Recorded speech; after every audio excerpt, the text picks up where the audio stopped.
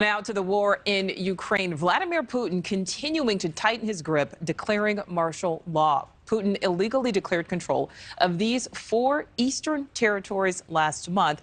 Under martial law, Moscow can now seize property, force people to relocate. And Putin's decree comes on the heels of House GOP leader Kevin McCarthy warning Republicans will stop the, quote, blank check to Ukraine if they do take control of Congress in the midterms. NewsNation's Evan Lambert joins us live with the very latest on this, Evan. Nicole, martial law and evacuations. This is essentially an admission by Russia that it's expecting a counteroffensive from Ukraine in these annexed areas. Tens of thousands of civilians are on the move out of the illegally annexed portion of the Ukrainian region of Kherson. Citizens using boats to flee the southern city. Also today, President Vladimir Putin declaring martial law in the 4 cities, Kherson, Donetsk, Luhansk, and Zaporizhia. Now we need to formalize this regime within the framework of Russian legislation. Therefore, I have signed a decree introducing martial law into these 4 entities of the Russian Federation. That may allow for travel restrictions, tighter censorship, and more authority by law enforcement. President Biden calling it an intimidation tactic. It seems his only tool available to him is to brutalize individual citizens in Ukraine, Ukrainian citizens, to try to intimidate them into capitulating. They're not going to do that. The announcement follows several days of deadly attacks in Ukrainian cities, including the capital Kyiv, stalked by Iranian-made drones. The U.S. and other Western countries funding Ukraine's air defenses, giving nearly $60 billion in humanitarian and security assistance since Russia's February invasion. But for how long? In a new interview with Punchbowl News Tuesday, House Minority Leader Kevin McCarthy suggested if Republicans take back the chamber, Ukraine may not get as much assistance, saying, I think people are going to be sitting in a recession and they're not going to write a blank check to Ukraine. They just won't do it. It's not a free blank check.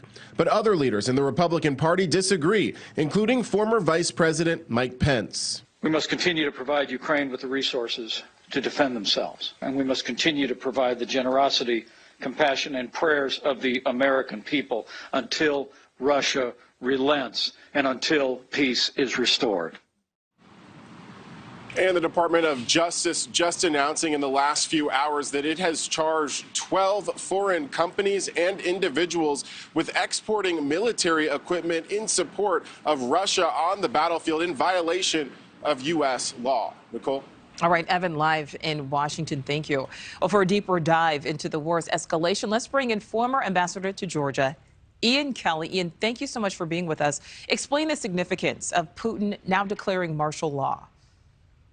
Well, I don't think it really will have much impact on the ground because basically it legalizes what they're already doing in terms of giving the authorities, military authorities, to detain people, to restrict their movement, to do searches without any kind of warrants.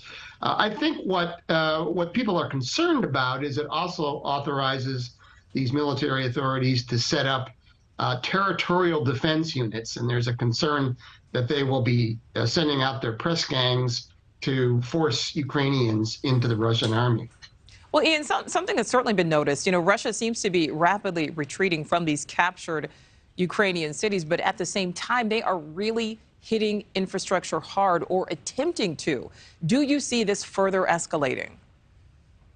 I see it, first of all, it's Putin responding to the criticisms of the war hawks, especially on Russian media. By the way, there are no doves on Russian media. It is just people who support the war or who are calling for an escalation in the war. So this is what he's doing. He is doing, some people call it a shock and awe campaign. It's not quite at that scale, of course, but it is a response to the criticisms that he's hearing. But I think really it shows a weakness because he's unable to change the situation on the ground. He's unable to have a counteroffensive against the Ukrainians, who are taking a lot of territory in the east and a significant amount also in the south. So I think it only helps him really with his right wing. It certainly, I think, sends a terrible message about. Yeah, last question for you, Ian. You know, in Evan's piece, we heard him mention the kamikaze drones provided by Iran. There's a lot of chatter about Iran's military assistance. Are we going to see Russia start to increase its reliance on allies like Iran, like China? Well, they're running out of ammunition. They're running out of missiles and other means to have long-range attacks. And of course, they're not going to get that kind of ammunition even from their partners from China. China's not going to give them that kind of capability. So they're forced to go to places like North Korea and Iran. And again, it's a sign of weakness, really, and of isolation. All right. Well, we certainly appreciate you weighing in, Ian. Thank you. Thank you. Thank you for watching. Go to newsnationnow.com to find News Nation on your television provider. And don't forget to click the red subscribe button below to get more of News Nation's fact-driven, unbiased coverage.